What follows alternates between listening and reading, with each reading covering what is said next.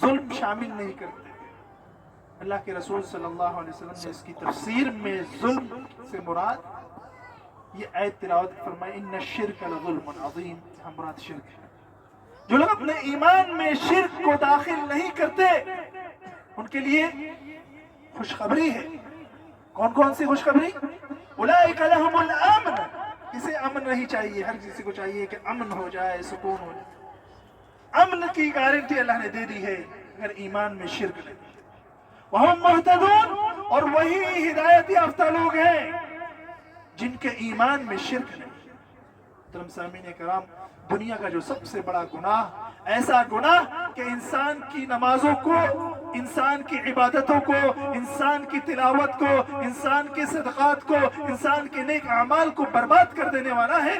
اللہ رب العالمین نے انبیاء کرام کا ذکر فرمایا وَتِلْكَ حُجَّتُنَا آتَيْنَاهَا إِبْرَاهِيمَ عَلَىٰ قَوْمِهِ نرفع درجات من نشاء إن ربك حكيم عليم ووهبنا له إسحاق ويعقوب كلا هدينا ونوحا هدينا من قبل ومن ذرية داود وسليمان وأيوب ويوسف وموسى وهارون وكذلك نجزي المحسنين وزكريا ويحيى وعيسى وإلياس كل من الصالحين وإسماعيل واليسع ويونس ولوطا وكلا فضلنا على العالمين ومن آبائهم وذرياتهم وإخوانهم واجتبيناهم وهديناهم إلى صراط مستقيم.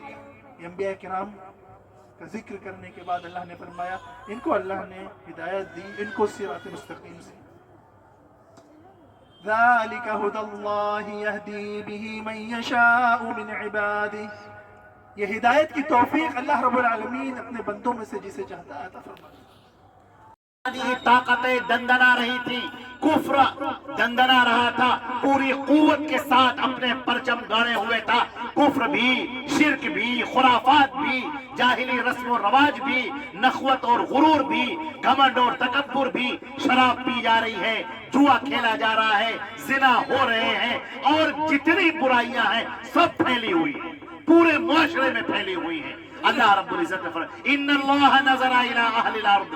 اللہ نے زمین پر نگاہ ڈالی فمقتهم عربهم وعجمهم. تو عرب ہو یا عجم، ہر ایک سے وہ ناراض ہو گیا، ہر ایک سے اسے کسی کو پسند نہ کیا. سارے اعمال سب کے بیکار، سب کفر میں لپٹے ہوئے، سب شرک کے دلدل میں پھنسے ہوئے. اللہ نے اس دنیا کو پسند نہ کیا. چنانچہ اللہ نے فیصلہ کیا کہ اب آخری پیغمبر کو بھیج دیا جائے. حضرت محمد مصطفیٰ صلی اللہ علیہ وسلم کو بھیج دیا گیا.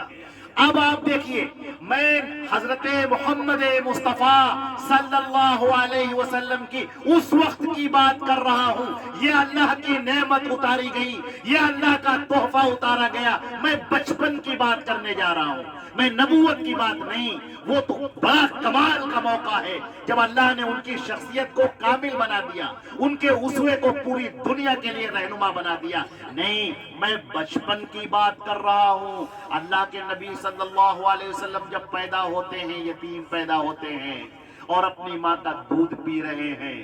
اس موقع پر عرب کا ایک رواج تھا کہ وہ اپنے بچوں کو بادیہ میں بھیجا کرتے تھے، اور جب وہ وہاں پر جاتے تھے وہاں کی آب و ہوا بڑی شاندار ہوتی تھی. ان ہواؤں میں بچہ جو پرورش پاتا تھا وہ بڑا مضبوط اور توانا ہوتا تھا، اور اس کی زبان نہایت فصیح و بلیغ ہوتی تھی. چنانچہ عرب کا یہ قاعدہ تھا کہ وہ عورتیں آتی تھیں اور علاقے میں گھومتی تھیں اور بچوں کو تلاش کرتی تھیں اور بچوں کو لے کر جاتی تھیں اور ان کے ماں باپ سے کچھ پیسے وصول کرتی تھیں. اب آپ دیکھیے، اس بات پر غور کیجئے کہ اللہ کے نبی صلی اللہ علیہ وسلم جب اس دنیا میں تشریف لاتے ہیں وہاں پر قحط پڑا ہوا ہے، اور حلیمہ سعدیہ جو قبیلے بنو سعد کی ہیں ان کے یہاں بھی قحط پڑا ہوا ہے. جانوروں کو کھانے کے لیے کچھ نہیں مل رہا ہے، جانور کمزور ہو چکے ہیں. لیکن اب ظاہر سی بات ہے، پیسے تو کمانے ہیں، پیسے تو حاصل کرنے ہیں. چنانچہ اب یہ قافلہ چلا، اب یہ قافلہ بنو سعد کا چلا مکے کی طرف. کہ وہاں سے بچوں کو لیا جائے گا اور ان کے ماں باپ سے کچھ پیسہ مل جائے گا، کچھ غلہ پانی مل جائے گا۔ چنانچہ حضرت حلیمہ سعدیہ بھی چلتی ہیں اپنی اونٹنی کو لے کر، اور جو اپنی اونٹنی کو لے کر چلتی ہیں وہ انتہائی لاغر ہے، انتہائی کمزور ہے، اس کے اندر دودھ بھی نہیں ہے۔ حلیمہ سعدیہ اس پر بیٹھ کر چل رہی ہیں، بار بار قافلے سے پیچھے ہو جاتی ہیں، قافلے والے آگے نکل جاتے ہیں، پھر قافلے والے ٹھہرتے ہیں، اور حلیمہ سعدیہ اپنے اس بوڑھی کمزور سی اونٹنی پر بیٹھ کر دھیرے دھیرے قافلے سے ملتی ہیں۔ قافلے والے ان کو ڈانٹتے ہیں، برا بھلا کہتے ہیں، حلیمہ کیسی اونٹنی ہے تیری، انتہائی کمزور، انتہائی لاغر، کیا تیرے پاس کوئی دوسری اونٹنی نہ تھی؟ وہ کہتی ہے کہ اور میرے پاس کوئی اونٹنی نہیں ہے، بس جو ہے یہی ہے۔ لہٰذا پورے راستے اسی طرح ڈانٹ ڈپٹ اور جھڑک کو سہتے ہوئے، برداشت کرتے ہوئے حلیمہ سعدیہ مکے آتی ہیں۔ ساری عورتوں نے آگے بڑھ بڑھ کر بچے حاصل کر لیے۔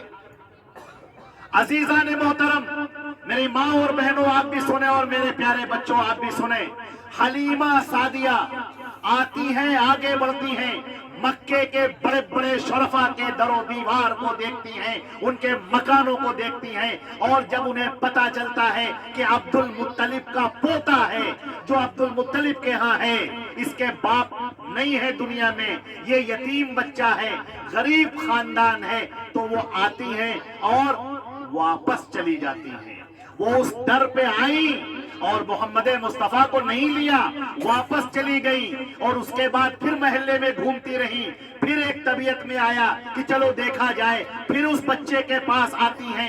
اللہ کے نبی صلی اللہ علیہ وسلم قریب جانے سے پہلے، دروازہ کھولنے سے پہلے ہی ان کے دل میں پھر آتا ہے، یہ یتیم بچہ، غریب لوگ کیا دیں گے، خود ہی غریب ہے تو مجھے کیا دیں گے، پھر پلٹ آتی ہیں۔ پورا دن وہ گھومتی رہیں، چکر لگاتی رہیں، کوئی بچہ ان کو نہیں ملا۔